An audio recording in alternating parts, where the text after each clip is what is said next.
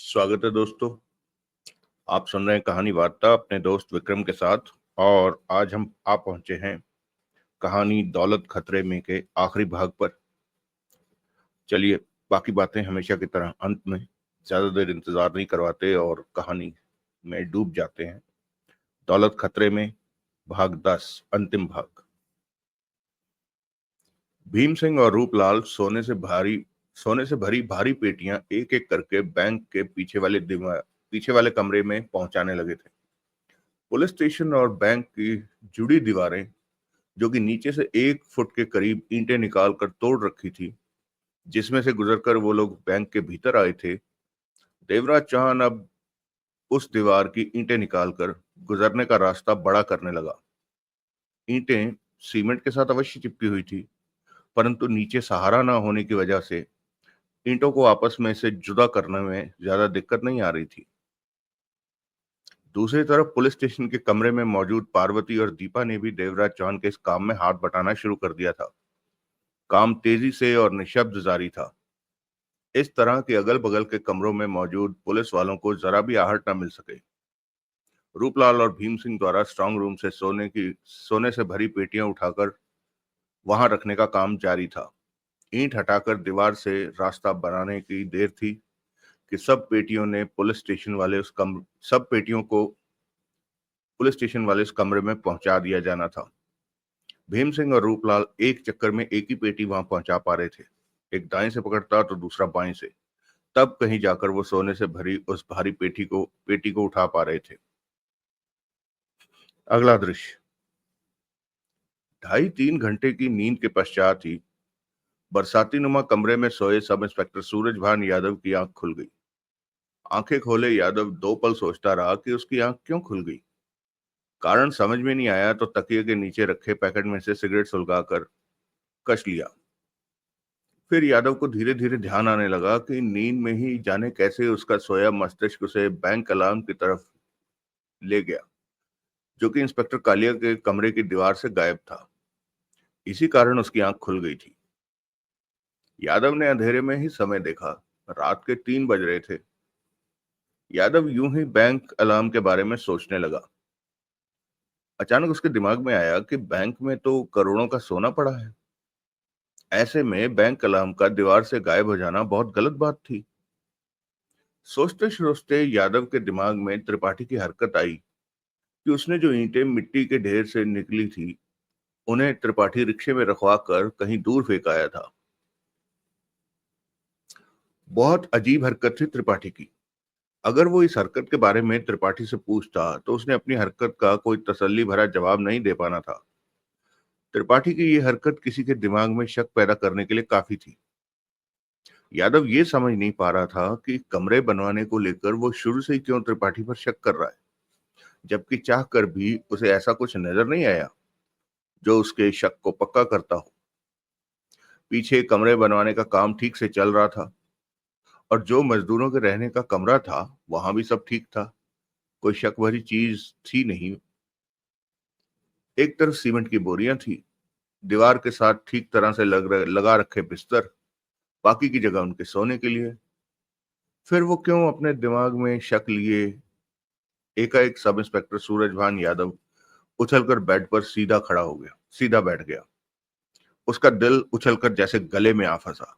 जिस्म का रोया रोया खड़ा हो गया। आंखें फट सी गई। यादव के दिमाग में बसी शक की चेन को जैसे खोई कड़ियां मिल गई हों। होंठ भींचे धड़कते दिल के साथ यादव ने आखिरी बार पुनः एक एक पहलू पर गौर किया। त्रिपाठी का उसे कहना कि कोई उसे पैसे दे रहा है और हर रोज रकम को डबल करता जा रहा है। वो ऐसा क्यों कर रहा है? त्रिपाठी को पैसे क्यों दे रहा है? और ये त्रिपाठी को भी नहीं पता। उसके बाद त्रिपाठी का कहना है कि पैसा देने वाला उसके पास आया ही नहीं, बदले में उसने कोई काम त्रिपाठी से लिया ही नहीं। यादव समझ गया कि त्रिपाठी ने आगे की बात उसे बताई नहीं। मामला दबा गया वो। फिर इंस्पेक्टर कालिया से बात करके आनन फानन ही पुलिस स्टेशन के पिछवाड़े कमरे बनवाने शुरू कर दिए। ठेकेदार आ गया, लेबर आ गई और त्रिपाठी ने अपनी निगरानी में ये काम ले लिया ताकि किसी और के बीच में दखल देने की गुंजाइश ही न रहे।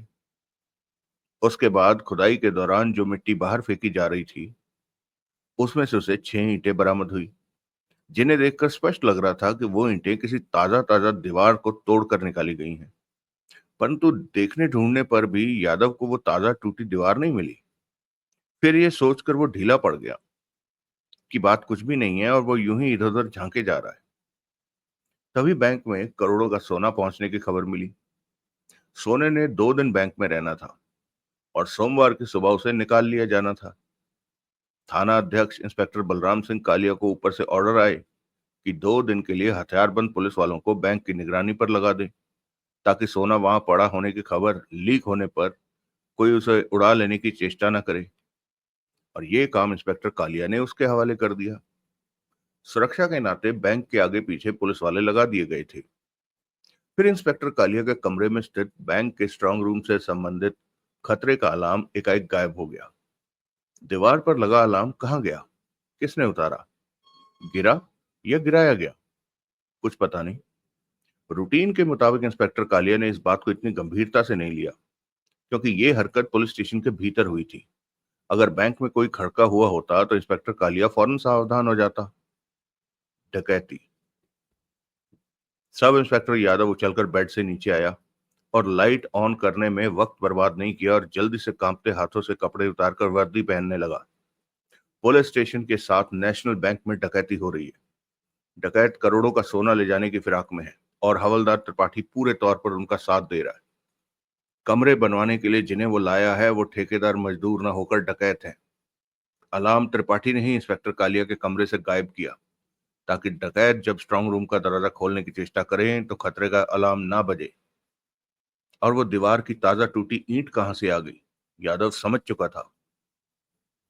बैंक की दीवार के साथ सटा मजदूरों के काबू में वो कमरा, उस कमरे की दीवार को तोड़कर ईंट निकालकर बैंक में जाने का रास्ता बनाया गया। और वो रास्ता उसे इसलिए नजर नहीं आया क्योंकि बैंक के साथ लगती कमरे की दीवार के साथ सटाकर उन डकैतों ने मैले कुचैले बिस्तरे रखे हुए थे। बिस्तरों का ढेर लगा रखा था और बिस्तरों का वो ढेर न तो कभी दिन में हटा और न रात में। वो बिस्तरे पिछले कई दिनों से वहीं के वहीं टिके पड़े थे। यादव को अपने पर क्रोध आ रहा था कि ये बात उसे पहले क्यों ना समझ में आई। शायद इसीलिए कि पहले बैंक के स्ट्रांग रूम से वास्ता रखता खतरे का वो अलार्म इंस्पेक्टर कालिया के कमरे से गायब नहीं हुआ था। अलार्म के वहां से हट जाने से ही यादव को सारा मामला समझ में आ गया था। यादव बाहर निकला और आंधी तूफान की तरह पुलिस स्टेशन की तरफ दौड़ पड़ा। चेहरे पर पुलिसिया कठोरता नाच रही थी। भागते भागते उसे दोई का भी ध्यान आया। दोई जो कि दीपा थी और वो हवलदार त्रिपाठी की बीवी थी। मजदूरों जैसा वेश बना लेने से यादव उसे पहचानने में धोखा खा गया था। सब इंस्पेक्टर यादव दौड़े जा रहा था। हर पल पुलिस स्टेशन करीब आता जा रहा था। 3:25 हो चुके थे। अगला दृश्य। सब इंस्पेक्टर सूरजभान यादव ने तूफान की तरह दौड़ते हुए पुलिस स्टेशन में प्रवेश किया। वो हाँफ रहा था, सांस चढ़ी हुई थी। उसे उस हालत में देखकर वहां मौजूद पुलिस वाले चौंके। क्षण भर के लिए यादव ठिठका, गहरी गहरी सांसें लेने लगा। उसकी वर्दी पूरी तरह से अस्त व्यस्त थी। उसकी कमीज भी ठीक तरह से बंद नहीं थी और ठीक से ना बंधा होने के कारण होल्स्टर भी कुछ ज्यादा ही नीचे झूल रहा था। पुलिस वालों ने सब इंस्पेक्टर यादव से उसकी बिगड़ी हालत का कारण पूछने के लिए मुंह खोला ही था कि एकाएक जैसे वहां का वातावरण बेहद खतरनाक अंदाज में बारूद की आवाजों से गूंज उठा।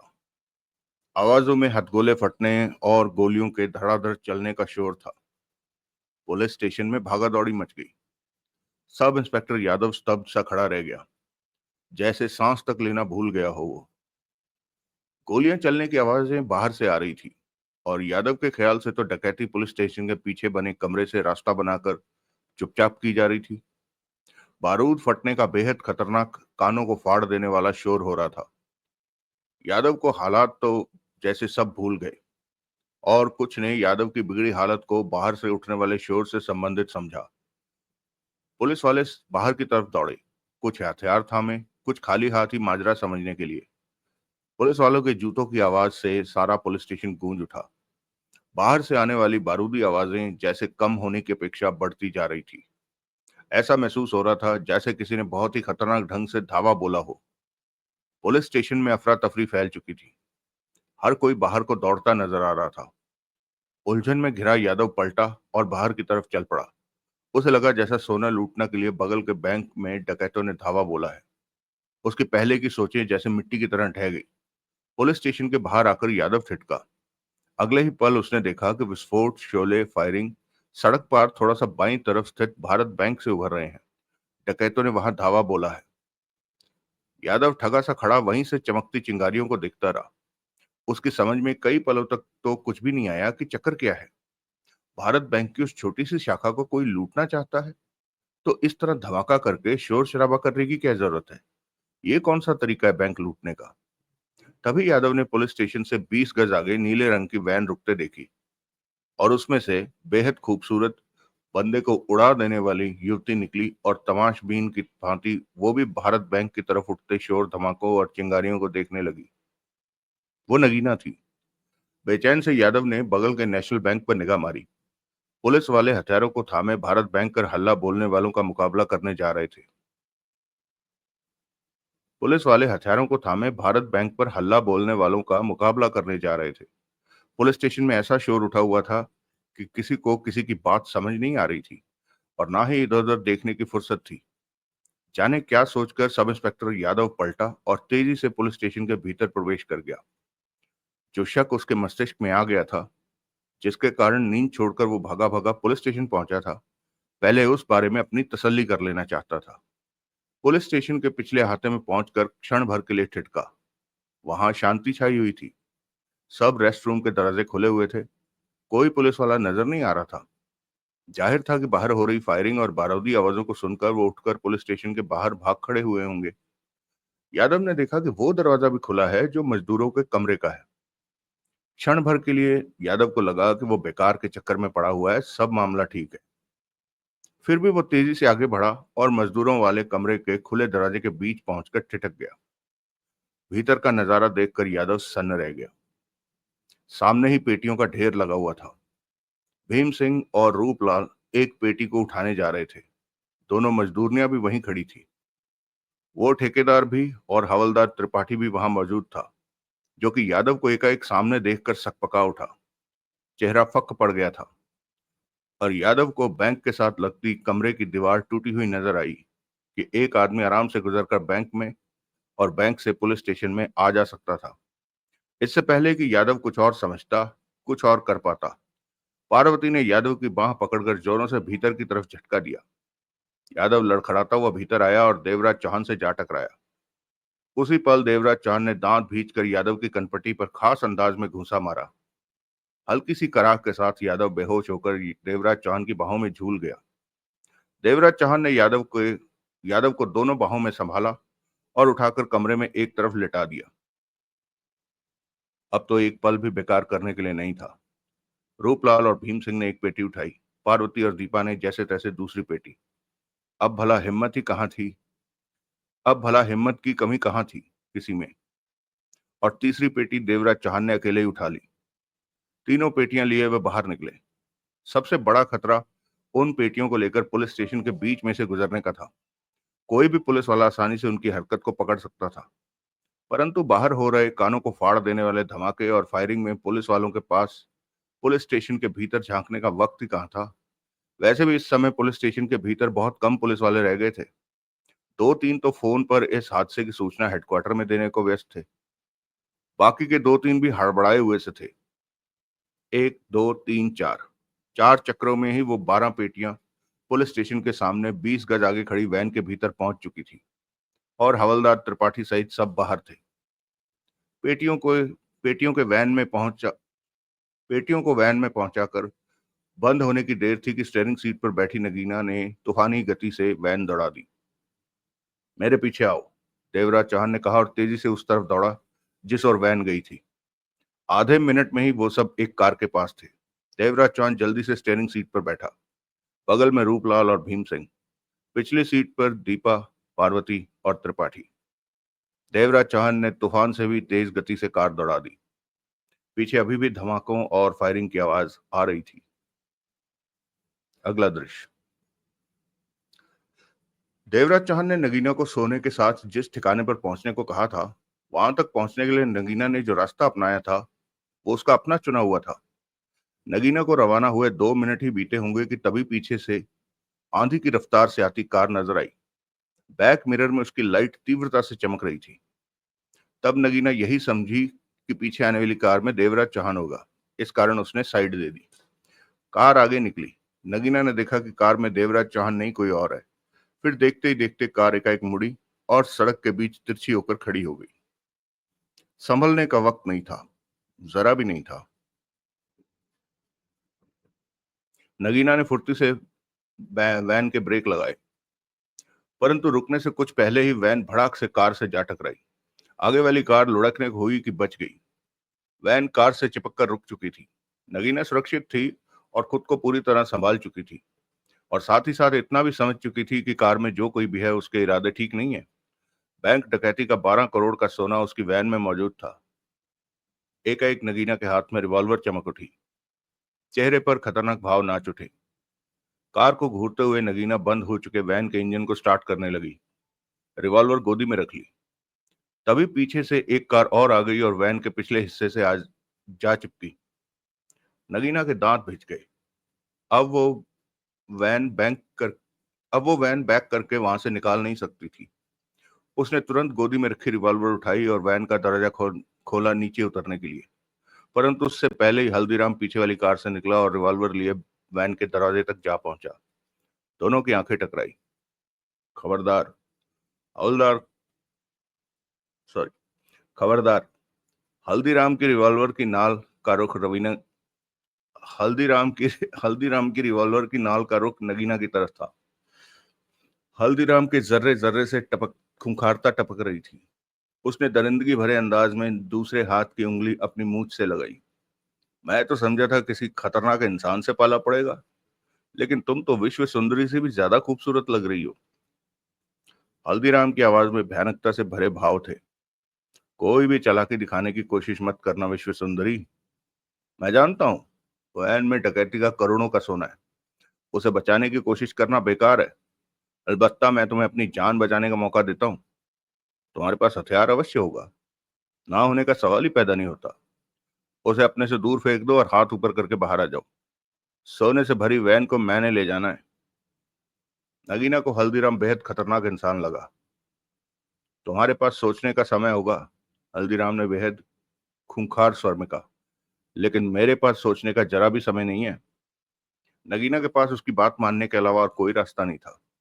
वो उसके बेहद करीब खड़ा था और रिवॉल्वर तो जैसे उसके बदन को छू रही थी। वो कुछ भी कर सकने की स्थिति में नहीं थी। नगीना ने हाथ में थमा रिवॉल्वर वैन की खिड़की से बाहर की सड़क पर उछाल दिया। मैं हमेशा भ्रम में ही रहा कि खूबसूरत चीज समझदार हो ही नहीं सकती, लेकिन अब मुझे अपना ख्याल बदलना पड़ेगा। क्रूरता भरे स्वर में कहते हुए हल्दीराम ने वैन का दरवाजा पूरा खोला। उतरो। नगीना वैन से उतरी और बिजली की भांति हल्दीराम की रिवॉल्वर पर झपट पड़ी। एक हाथ से रिवॉल्वर वाला हाथ जकड़ा और दूसरे हाथ से कलाई। स्थिति यह हो गई कि हल्दीराम रिवॉल्वर का इस्तेमाल नहीं कर सकता था। हल्दीराम ने अपनी कलाई आजाद करानी चाहिए, परंतु उसके मस्तिष्क को एक तीव्र झटका लगा। जिसे वो मात्र एक आम युवती समझ रहा था, वो यकीनन लौ शक्ति की मालकिन थी। उसकी पकड़ से वो अपनी बाह आजाद नहीं करा सका था। दांत भींचे अंधेरे में नगीना जैसे नागिन लग रही थी। हल्दीराम ने दांत के टिकटाकर अपना घुटना नगीना की कमर पर मारा। नगीना के होठों से पीड़ा भरी कराह निकली, परंतु पकड़ में हल्कापन नहीं आया। इसके साथ ही नगीना पलटी और अपना सिर हल्दीराम के चेहरे पर दे मारा, जैसे लोहे के गोले की चोट हो। हल्दीराम के होंठ फट गए। उसके गले से तेज चीख निकली। उसी क्षण नगीना ने कलाई पर रखा अपना हाथ उठाया और फुर्ती के साथ कैरेट हल्दीराम के रिवॉल्वर वाले हाथ पर। सॉरी दोस्तों, यहाँ थोड़ा सा ना मिस प्रिंटिंग है। फुल चलो मान लेते हैं कि उसने हल्दीराम के हाथ पर, रिवॉल्वर वाले हाथ पर दे मारा। हल्दीराम जैसे सख्त खतरनाक इंसान भी कलाई पर होने वाले वार को संभाल नहीं सका और पीड़ा से तड़प कर रिवॉल्वर छोड़ दी, जो कि उछली और कहीं दूर जा गिरी। तभी नगीना ने कैरेट का वार उसकी गर्दन पर किया, परंतु हल्दीराम ने उसके हाथ को रोका और वजनी घूंसा नगीना के पेट में दे मारा। नगीना पीड़ा से दोहरी हो गई। दूसरा घूंसा नगीना के गाल पर पड़ा। नगीना के पांव उखड़ गए। वो 1 से 1.5 कदम पीछे जा गिरी, पीठ के बल सड़क पर जा गिरी। फिर उसी पल उछलकर सीधी खड़ी हो गई। दोनों एक दूसरे को वहशी दरिंदों की भांति घूरने लगे। हल्दीराम महसूस कर चुका था कि उसे वो युवती समझने की भूल कर बैठा है। वो तो एक खतरनाक लड़ाका थी और लड़ाई के हर खतरनाक पैंतरे से वाकिफ थी। ए लड़की, हल्दीराम दांत पीस कर गुर्राया, हल्दीराम के रास्ते में मत आ, बेमौत मारी जाएगी। नगीना उसी प्रकार उसी मुद्रा में खड़ी रही। ज्यादा तकलीफ है तो सोना आधा आधा कर लेते हैं। ये ना तेरे बाप का माल है ना मेरे बाप का। लड़ाई में कोई फायदा नहीं। कोई पुलिस कार आ गई तो सोना हम दोनों के हाथ से जाएगा। नगीना के खतरनाक अंदाज में कोई फर्क नहीं आया। मुंह से फूट, हाँ कर। मुझे मालूम है 12 पीटियां हैं, 6 तेरी 6 मेरी। नगीना की मौत से भरी चमकती आंखें उस पर थी। इसका मतलब? हल्दीराम के होठों से मौत भरे शब्द निकले। तू आधा सोना नहीं लेना चाहती, सारा मुझे देना चाहती है? तभी नगीना का शरीर रबड़ की गुड़िया की भांति उछला और हवा में नागिन की तरह बल खाता हुआ हल्दीराम की तरफ बढ़ा। चाह कर भी हल्दीराम समझ नहीं सका। नगीना का शरीर हल्दीराम की छाती से जा टकराया। हल्दीराम के शरीर को तीव्र झटका लगा। उसके पांव उखड़ गए। करीब 1 फुट हवा में उछला और फिर सड़क पर गिरते हुए 5-7 लुढ़कनियां खाता चला गया। जब रुका, संभला, फौरन खड़ा हुआ तो उसके चेहरे पर मौत नाच रही थी और नगीना मौत से भरी चमकती निगाहों से उसे देखती उसकी तरफ बढ़ी जा रही थी। उसका हर कदम, हर पल हल्दीराम के करीब होता जा रहा था। हल्दीराम जैसे इस मामले को अंत तक पहुंचाने के लिए सावधान हो गया, परंतु जिस तरह नगीना उस तरफ बढ़ रही थी, हल्दीराम समझ नहीं पाया कि वो किस तरह का वार करने का इरादा रखती है। नगीना उसी प्रकार चलती एकाएक हल्दीराम के समीप पहुंच गई। हल्दीराम ने बाज की तरह झपट्टा मारा और दोनों हाथों से नगीना की गर्दन पकड़ ली और उसे पूरी शक्ति से दबा दिया। तभी नगीना का घुटना हल्दीराम की दोनों टांगों के बीच पड़ा। हल्दीराम के होंठों से दर्द भरी चीख निकली। दोनों हाथ नगीना की गर्दन से हटे और टांगों के बीच जा टिके। इस वार से हल्दीराम का चेहरा चेहरा निचुड़ गया था। आंखों में मौत चमक आंखों में मौत की चमक लिए नगीना ने अपने दोनों हथेलियां हल्दीराम के गालों पर टिकाई और चेहरे को दाएं बाएं घुमाने के बाद खास अंदाज में अपनी बाहों को झटका दिया। हल्दीराम का शरीर उछलकर बाईं बाह और कंधे के बल सड़क पर जा गिरा। उसे लगा जैसे उसका कंधा ही उखड़ गया हो। हल्दीराम के मस्तिष्क में खौफ की लहर दौड़ी नगीना के प्रति। वो समझ नहीं पाया कि खूबसूरत सी नजर आने वाली इस युवती ने किस तरह का दाव आजमाया। हल्दीराम चाहे लाख उस्ताद सही, ढेरों चेले चपाटे उसने अपने हाथों से निकाले हों, परंतु नगीना के वारों से वो बच नहीं सकता था। नगीना मंगोलिया के जोधा सिंह जैसे खतरनाक लड़ाके की बेटी थी। वो जोधा सिंह जिसके सामने मंगोलिया का हर दरिंदा जाने से कतराता था। जोधा सिंह ने अपने सारे गुण ठूंस ठूंस कर नगीना के दिमाग और जिस्म में भर दिए थे। यही वजह थी कि गजाला जैसी बेहद खतरनाक शय भी अब खाली हाथ नगीना के सामने पड़ने से कतराती थी। दोस्तों, ये कहानी ज्वालामुखी में है। वैसे मैंने पढ़ रखी है ज्वालामुखी, तो लाएंगे हम। हालांकि ज्वालामुखी ऑलरेडी अवेलेबल है यूट्यूब पर, तो मुझे उम्मीद है आप में से बहुतों ने पहले पढ़ रखी होगी। नगीना का जो एपिसोड है वो ज्वालामुखी में से ही है। लेकिन हल्दीराम हार नहीं मानना चाहता था, क्योंकि 12 करोड़ के सोने का सवाल था। 12 करोड़ के लिए तो वो 10 बार अपनी जान दांव पे लगा सकता था। कंधे की पीड़ा भूलकर हल्दीराम जहान भर की खूंखारता समेटे उठ खड़ा हुआ। नगीना आंखों में मौत की चमक लिए पुनः कदम उठाती हल्दीराम की तरफ बढ़ गई। नगीना के इस हरकत पर जाने क्यों हल्दीराम की आंखों में खौफ नाच उठा, परंतु हिम्मत का दामन नहीं छोड़ा। उसके भीतर का दरिंदा जाग उठा था। अभी नगीना हल्दीराम के करीब पहुंची ही थी कि एकाएक खतरनाक स्वर उसके कानों में पड़ा, जो कि चंद कदमों के फासले से आया था। हिलना मत, वरना 6 की 6 गोलियां तेरे जिस्म में उतार दूंगा। ये व्यक्ति हल्दीराम का साथी था, जो आगे वाली कार ड्राइव कर रहा था, जिसने वैन को रुकने पर मजबूर किया था। नगीना दांत भींच कर ठिठक गई। रिवॉल्वर की नाल उसके कमर से आ लगी। हल्दीराम को वो साथी कुछ घायल था। कार से वैन के टकराने के बाद माथे पर चोट आ गई थी। खून बह रहा था, परंतु वो कुछ कर गुजरने वाला इंसान था। हल्दीराम ने यूं ही उसे इस काम में अपने साथ नहीं लिया था। बाजी पलटते देखकर हल्दीराम के होंठों से वहशी हंसी निकली। साली, मुझसे टकराने चली थी। हल्दीराम से बोटी बोटी करके कौओं को खिला दूंगा हरामजादी की। नगीना की आंखों में पुनः मौत से भरी चमक नाचने लगी। हल्दीराम जी, उड़ा दूं इसे? दिल तो यही कहता है, लेकिन रहने दे। 12 करोड़ का सोना मिलने की खुशी में प्रेजेंट के तौर पर इसकी जान बख्श देते हैं। खूबसूरत चीजों को हल्दीराम कभी मसलता नहीं। कहते हुए हल्दीराम ने नगीना को घूरते हुए अपनी मूंछों पर उंगली लगाई। कर दे टीं टां। उसी पल नगीना ऐसा दांव लगाने जा रही थी कि आगे पीछे मौजूद दोनों का ही बुरा हाल हो जाता। उस पर तनी रिवॉल्वर तो कहीं भी नजर नहीं आनी थी। मात्र एक क्षण की देरी हो गई नगीना को।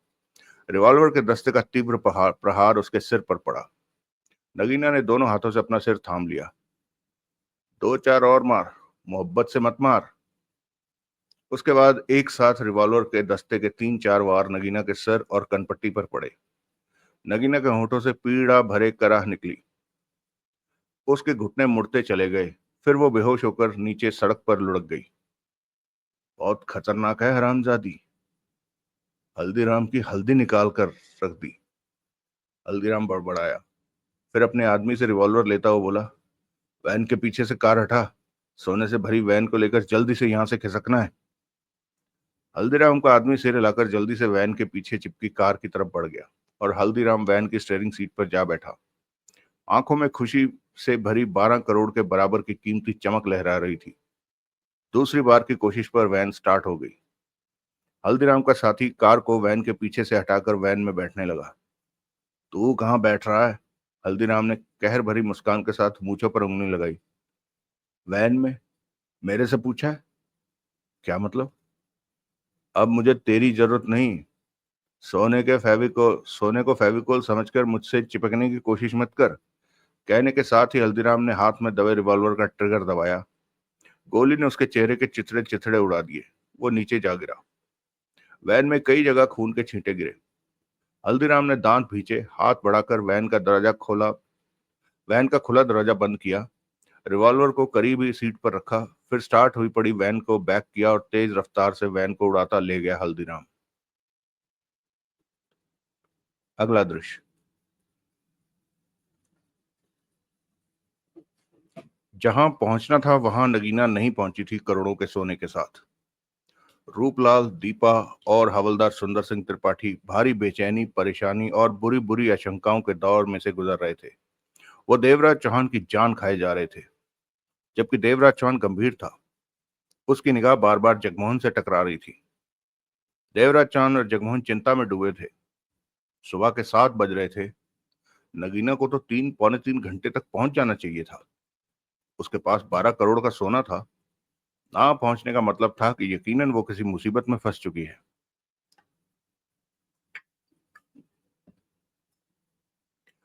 भीम सिंह दांत भींचे लगभग खामोश सा बैठा रह रहकर पार्वती को घूर रहा था।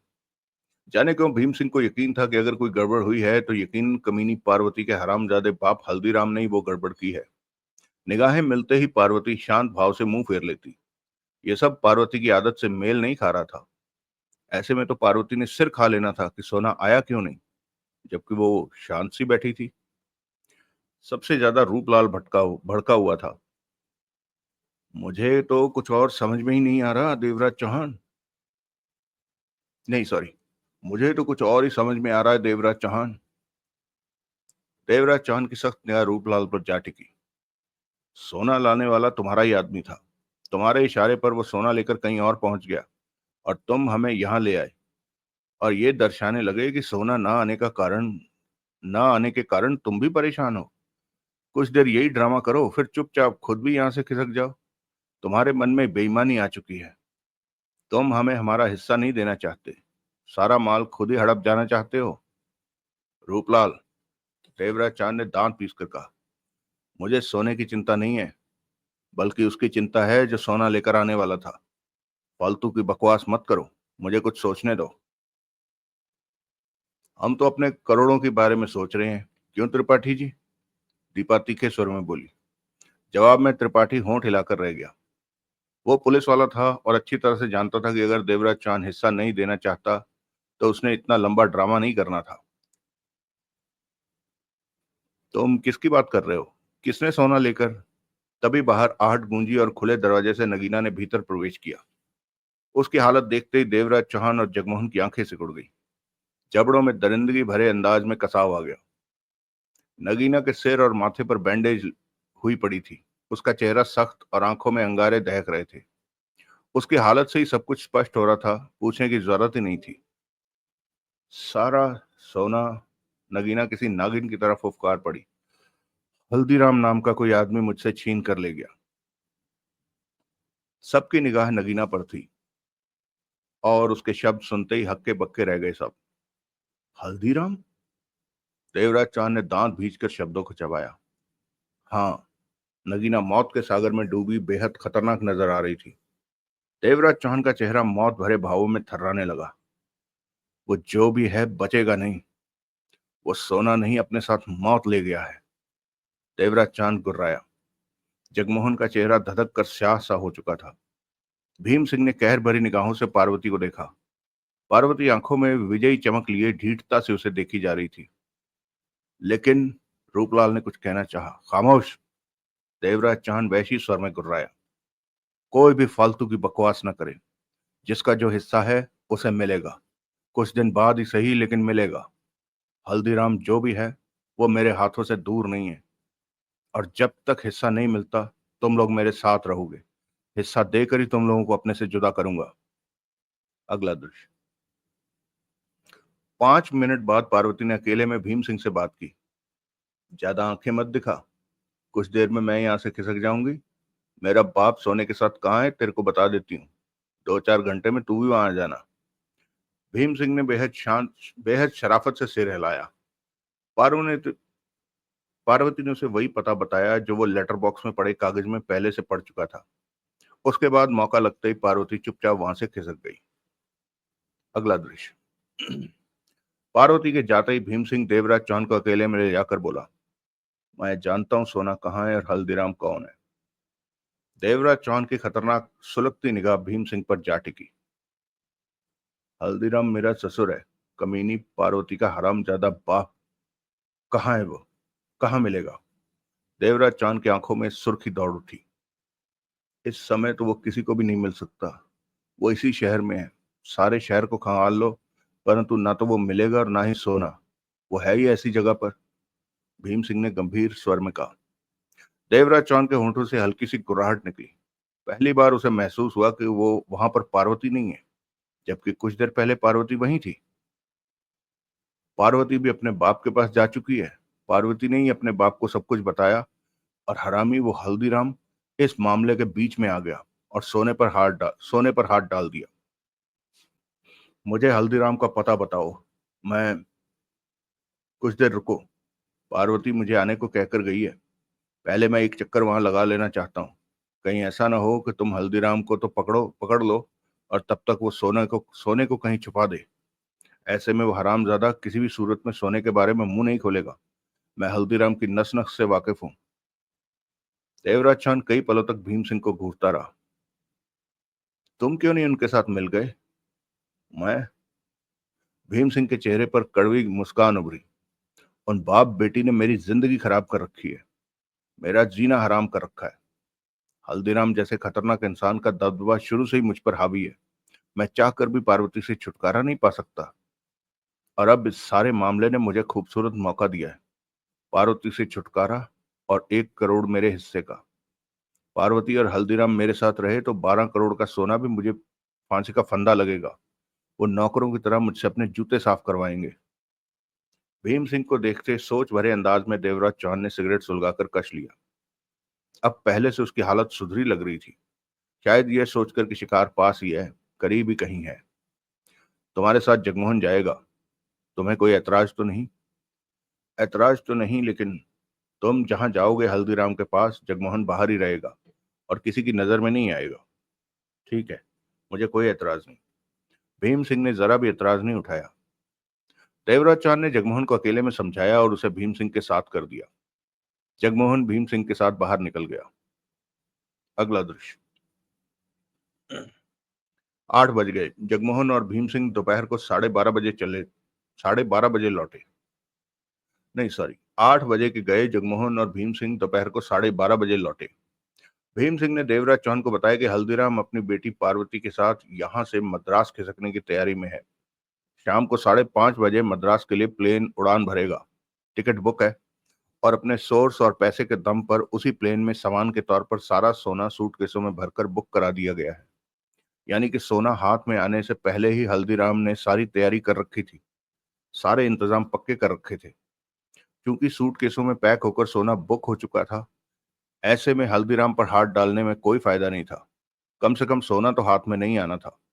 देवराज चौहान ने हल्दीराम पर मद्रास में हाथ डालने का फैसला किया जब हल्दीराम, पार्वती और सोना सब कुछ इकट्ठा हो। जगमोहन, देवराज चौहान ने दरिंदगी भरे स्वर में कहा, शाम को 5:30 बजे जो विमान मद्रास जा रहा है उसमें सबकी सीटें बुक करा लो। उसी विमान के लगेज केबिन में 12 करोड़ का सोना भी है। हम सब सोने, हल्दीराम और पार्वती के साथ साथ ही मद्रास चलेंगे और वहां पहला मौका मिलते ही। आग में लिपटे आगे के शब्द देवराज चौहान ने अधूरे छोड़ दिए। दांत भींचकर जगमोहन ने सिर हिलाया। सोना ज्यादा दूर नहीं है, ये जानकर सबको कुछ राहत मिली, जबकि नगीना के चेहरे पर बेहद खतरनाक भाव थे। उसकी आंखों के सामने बार बार हल्दीराम का चेहरा नाचे जा रहा था। अगला दृश्य। देख बाप, पार्वती ने भीतर प्रवेश करते हुए कहा, मैं कैसी लग रही हूं? हल्दीराम ने सिर घुमाकर पार्वती पर निगाह मारी तो क्षण भर के लिए सकपका उठा। हैरत से मुंह खुले का खुला रह गया और खुले मुंह से एक बोल भी न फूटा। पार्वती की चुहिया जैसी चुटिया साफ थी। सिर के बाल बाब कट करा लिए थे उसने, और अपने सांवले स्याह चेहरे पर जाने क्या पुता पुता कर उसे देखने लायक बना लिया था। शरीर पर नई जीन की पैंट ऐसी लग रही थी जैसे भैंस को पैंट डालकर मुआयना किया जा रहा हो, और शरीर के ऊपरी हिस्से में ढीली ढाली कमीज। पार्वती का रंग रूप बिल्कुल ही उलट गया था। कुछ दूरी पर ब्यूटी पार्लर था। वहां का फेरा लगाकर अपना ये हाल कराई थी और बाजार से नए कपड़े खरीद लिए थे। ये तूने अपना क्या हाल बना लिया बेटी? हल्दीराम के होंठों से निकला। बाप, इंसान को दुनिया के हिसाब से चलना चाहिए। पार्वती ने सिर पर हाथ फेरा। जहां बालों में बसे रहने वाले तेल की जगह अब शैम्पू ने ले ली थी। हम करोड़पति हो गए हैं, सज धज कर रहना चाहिए। आज पहली बार मैं जहाज पर, मेरा मतलब प्लेन पर चढ़ूंगी। ऐसे में मेरा बन ठन कर एयरपोर्ट पहुंचना अच्छा लगेगा। हल्दीराम ने कुछ नहीं कहा। वो तो अपने चेहरे को अभी भी हाथ लगा लगा कर देख रहा था जहां जहां नगीना के घूंसे पड़े थे। नगीना के खतरनाक अंदाज के बारे में सोचकर तो कभी कभी हल्दीराम घबरा उठता कि वास्तव में उसने उसका बुरा हाल कर देना था। भीम सिंह कहकर गया था कि वो शाम के 3 बजे तक जरूरी काम निपटा कर आ जाएगा, परंतु 4 बजे तक भी वो नहीं पहुंचा। उनके चलने का वक्त हो चुका था। रुकने का तो मतलब ही नहीं था। आखिरकार हल्दीराम ने कहा, बेटी, भीम सिंह तो आया नहीं। भूल जा भीम सिंह को। मद्रास में तेरी शादी करा दूंगा। और छोड़ बाप, अब तो शादी की भी जरूरत नहीं। पूरे 12 करोड़ है हमारे पास। चल, अब बाकी मद्रास में जाकर सोचेंगे। लेकिन बाप, मद्रास में हम सारा सोना एयरपोर्ट से निकाल ले जाएंगे ना? कहीं ऐसा तो नहीं कि मद्रास एयरपोर्ट पर ही धर लिए जाएं? पार्वती ने पूछा। हल्दीराम ने मुस्कुराकर अपनी मूंछों पर उंगली लगाई। तेरा बाप सारा इंतजाम करके रहता है। मद्रास एयरपोर्ट पर मैंने सब इंतजाम कर रखा है। कोई परेशानी नहीं होगी। अगला दृश्य। मद्रास जाने वाला विमान उड़ान भर गया। सबने अपनी अपनी बेल्टें खोल ली। देवराज चौहान, जगमोहन और रूपलाल ने अपने चेहरे हल्के तौर पर बदले हुए थे कि वे पहचाने न जा सके। दीपा, त्रिपाठी, भीम सिंह शांत से अपनी सीटों पर मौजूद थे। नगीना ने सिर पर बंधी बैंडेज को छिपाने के लिए कैप डाल रखी थी। सब ने नए कपड़े पहने हुए थे। दिक्कत थी तो सिर्फ हवलदार सुंदर सिंह त्रिपाठी को, जो कि हवलदार की ही यूनिफॉर्म में था। उसके कपड़े खरीदने का जगमोहन को ध्यान ही नहीं रहा। पुलिस वर्दी में त्रिपाठी अपने लिए असुविधा सी महसूस कर रहा था। उसका पक्का इरादा था कि पहला मौका मिलते ही सादे कपड़े खरीदेगा। हल्दीराम और पार्वती कई सीटें आगे बैठे थे। पार्वती की बदली हालत देखकर भीम सिंह को गश आने लगा था। वो इतनी बदल गई थी कि पहचानी नहीं जा रही थी। बहरहाल, धीरे धीरे सबको मालूम हो चुका था कि पार्वती और हल्दीराम कहां पर हैं। भीम सिंह के लिए सुखद संयोग ही रहा कि हल्दीराम और पार्वती उसे देख नहीं पाए। सब ठीक था। अब प्लेन के मद्रास पहुंचने का इंतजार था। 15 मिनट ही बीते होंगे कि एकाएक विमान में जैसे भूकंप उठ खड़ा हुआ। देखते ही देखते तूफान की तरह विमान की सीटों से 8 व्यक्ति उठे 6 के हाथों में रिवॉल्वर थी, 2 ने ग्रेनेड थाम रखे थे। ये दृश्य देखकर हर कोई स्तब्ध सा रह गया। 2 व्यक्ति रिवॉल्वर थामे तेजी से कॉकपिट की तरफ दौड़े।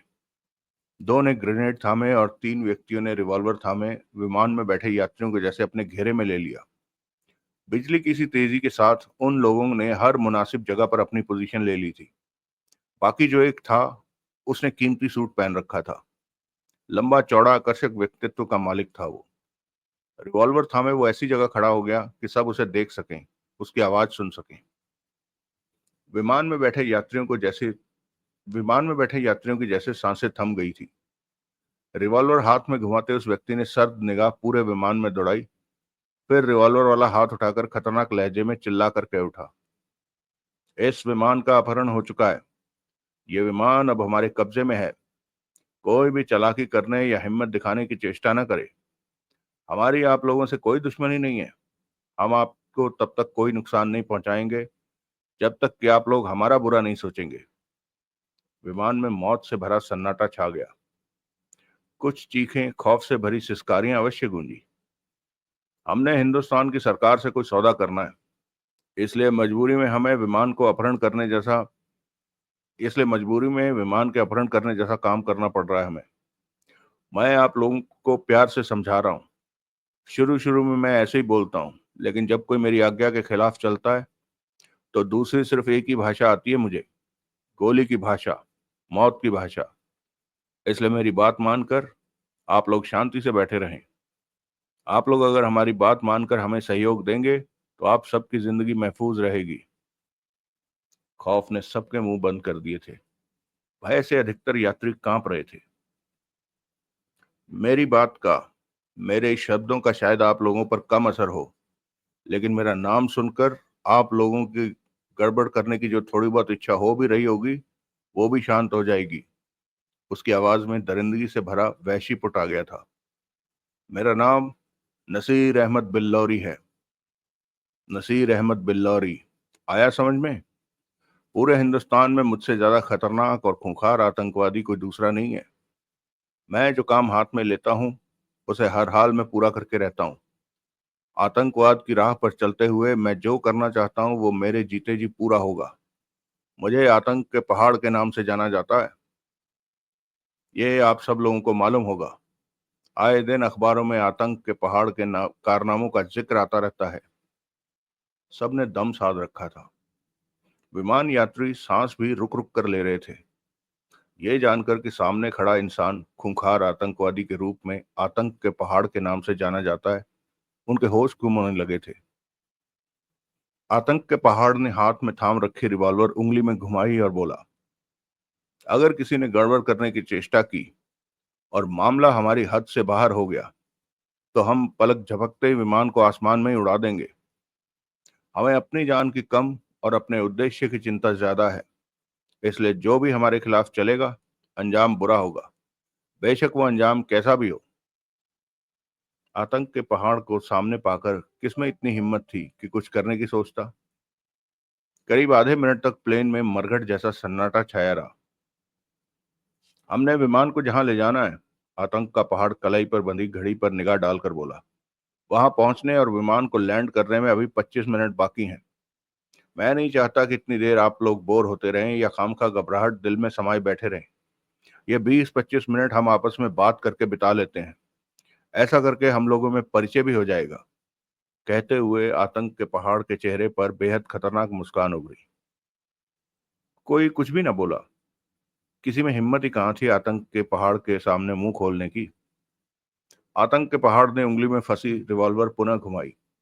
उसकी खतरनाक पैनी निगाह बोलने के दौरान सतर्कता से हर तरफ घूमती भी जा रही थी। दोस्तों, अब देख रहे हैं कि बैंक डकैती के पश्चात आतंकवाद को लेकर कैसा खतरनाक मोड़ आया। अभी कई सवालों के जवाब पाने के लिए आप भी बेताब होंगे, जैसे मैं हूं। जैसे कि डकैती के 12 करोड़ के सोने का क्या हुआ? आतंक के पहाड़ के नाम से जाने वाले खूंखार आतंकवादी ने विमान का अपहरण क्यों किया और उसके बाद क्या किया? देवराज चौहान और आतंक के पहाड़ के बीच क्या क्या हादसे गुजरे? और अन्य पात्र जैसे कि हवलदार त्रिपाठी, दीपा, पार्वती, भीम सिंह, हल्दीराम, जगमोहन और नगीना और नागिन शह नगीना ने कैसे कैसे खूनी रंग दिखाए। ऐसे और भी कई सवालों का जवाब पाने के लिए हमें इस कहानी के अगले भाग का इंतजार करना पड़ेगा। और जैसा मैंने कहा था, वो होगा आतंक का पहाड़।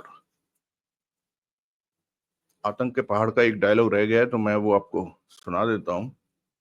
मैंने आज तक 400 से ज्यादा पुलिस और मिलिट्री वाले गोलियों से उड़ाए हैं, और 1000 से ज्यादा शरीफ नागरिकों को मैंने इसलिए गोली से उड़ाया कि उन लोगों ने कभी मेरी बात नहीं मानी, बल्कि मेरे खिलाफ आवाज उठाने की चेष्टा की।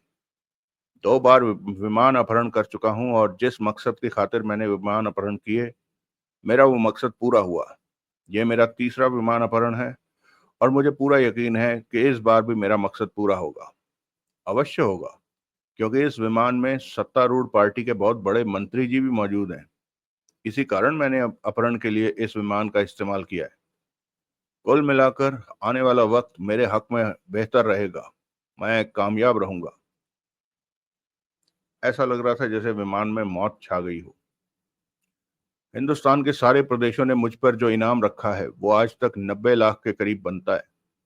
परंतु इस विमान के अपहरण के बाद यकीनन मेरे सिर का इनाम 1.25 करोड़ के आसपास हो जाएगा, जो कि अपने आप में फक्र की बात है। इतना बड़ा इनाम आज तक किसी के सिर पर नहीं रहा। आतंक का पहाड़ कहते हैं मुझे। इस बात को याद रखो और मुझसे डरो। इसी में तुम सबकी भलाई है। और वास्तव में ही विमान का हर यात्री आतंक से डरा बैठा था। बाप, पार्वती भय से सूख रहे गले से हल्दीराम के कान में फुसफुसाई, तेरे को मद्रास का ही प्लेन पकड़ना था, बम्बई का पकड़ लिया होता। तुम चुप कर। हल्दीराम का चेहरा वास्तव में हल्दी की तरह पीला पड़ चुका था। एक तो विमान अपहरण, दूसरे आतंक के पहाड़ का खौफ, और तीसरे बार बार उसे 12 करोड़ के सोने का ध्यान आ रहा था, जो कि प्लेन के लगेज कैबिन में मौजूद था। अगर उसे मालूम होता कि देवराज चौहान भी इसी प्लेन में है, तो उसकी बची खुची सांसें भी वहीं अटक जानी थी। जो भी हो, 12 करोड़ की दौलत तो उसे खतरे में लग रही थी अब। देवराज चौहान और जगमोहन की आंखें मिली। ये तो भारी गड़बड़ हो गई, जगमोहन फुसफुसाया। चुपचाप बैठे रहो, कुछ कर मत बैठना। ये आतंक का पहाड़ है। इसके कारनामे से तुम बखूबी वाकिफ हो। इस समय कोई भी हरकत करना सारे विमान के यात्रियों की जान को खतरे में डाल देगा। देवराज चौहान के मस्तिष्क से 12 करोड़ के सोने की बात तो निकल गई। अब दिमाग में आतंक का पहाड़ ही घूम रहा था। हो सकता है ये यात्रियों को नुकसान ना पहुंचाए। और जगमोहन, देवराज चौहान का स्वर बेहद धीमा किंतु सख्त था, हम लोग जो करते हैं अपने घर में, अपने देश में करते हैं। ये हमारा और हमारे देश की पुलिस का मामला है। लेकिन हम अपने देश के टुकड़े टुकड़े करने की चेष्टा नहीं करते। विदेशी ताकतों के दम पर नाचते नहीं है। जबकि आतंक के पहाड़ जैसे खतरनाक आतंकवादी विदेशी ताकतों से मिलने वाली सहायता के दम पर हमारे देश को बर्बाद करने पर आमादा है। इंसान ने अगर कुछ करना है तो अपने बलबूते पर करे। किसी दूसरे की शय पर खून की होली खेलना बहुत गलत बात है। कहते हुए देवराज चौहान के चेहरे पर जहान भर की दरिंदगी सिमट आई थी। जगमोहन के मस्तिष्क में खटका हुआ। उसे फौरन महसूस हो गया कि देवराज चौहान आतंक के पहाड़ के नाम से जाने जाने वाले इस खूंखार आतंकवादी जैसे खतरनाक इंसान को भारी मुसीबत के रूप में अपने गले से लगाने जा रहा है। तुम तुम क्या करने की सोच रहे हो? जगमोहन ने सूखे होंठों पर जीभ फेर कर जल्दी से कहा। देवराज चौहान ने कोई जवाब नहीं दिया। उसके दांत भिजे हुए थे और दरिंदगी समेटे आंखें एकटक आतंक के पहाड़ को घूर रही थी। कुछ देर बाद बेल्टें बांध लेने की घोषणा की गई। विमान लैंड करने जा रहा था। देवराज चौहान ने गर्दन घुमाकर खिड़की के एयर टाइट शीशे से बाहर झांका। बाहर शाम का समय था। कुछ स्पष्ट नजर नहीं आ रहा था। ऊंचे ऊंचे बर्फ से ढके पहाड़, धुंध, हरे भरे जंगल, एक ही निगाह देखने पर धरती के स्वर्ग जैसा दृश्य नजर आ रहा था। तभी विमान नीचे होकर घूमने लगा। एक छोटा सा चक्कर लगाने के पश्चात विमान लैंडिंग के लिए एक तीर की भांति आगे बढ़ता, झुकता चला गया। पहाड़ों के बीच में बने बैरक और पहाड़ को काटकर समतल बनाई गई हवाई पट्टी स्पष्ट नजर आ रही थी।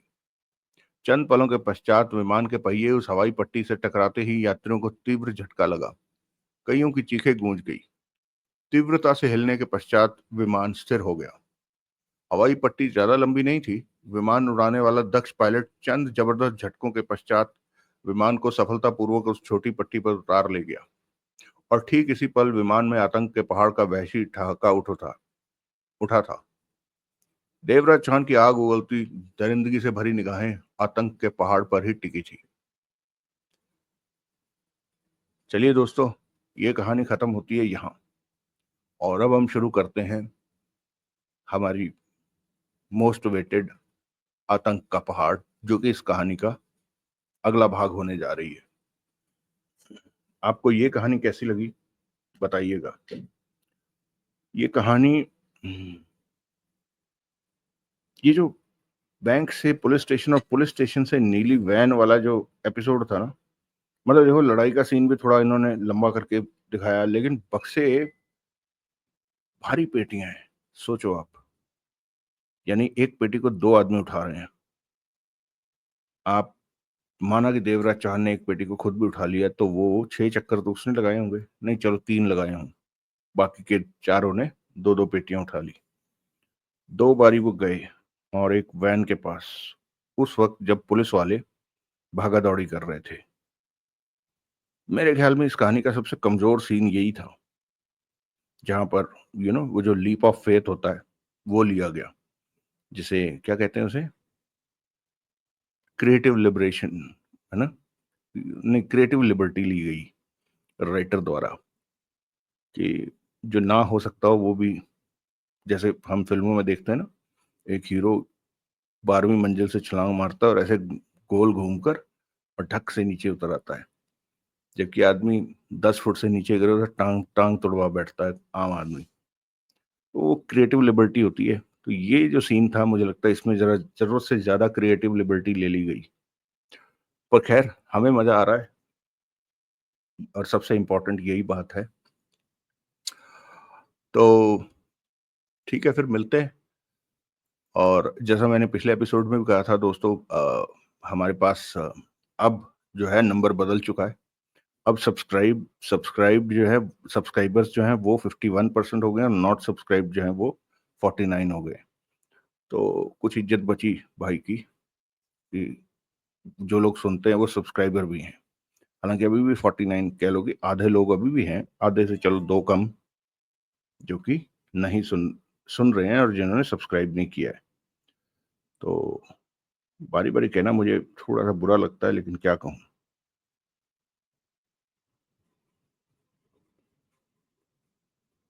ओके, तो ऐसा करते हैं, अब हम इस कहानी को रोकते हैं, और मैं कोशिश करता हूँ कि जल्दी से जल्दी आतंक का पहाड़ पूरा करके आप लोगों के सामने ले आऊं। तब तक आप लोग खुश रहें, स्वस्थ रहें, सुखी रहें, और अपने दोस्त विक्रम के साथ कहानी वार्ता चैनल को सुनते रहें। जय हिंद, वंदे मातरम।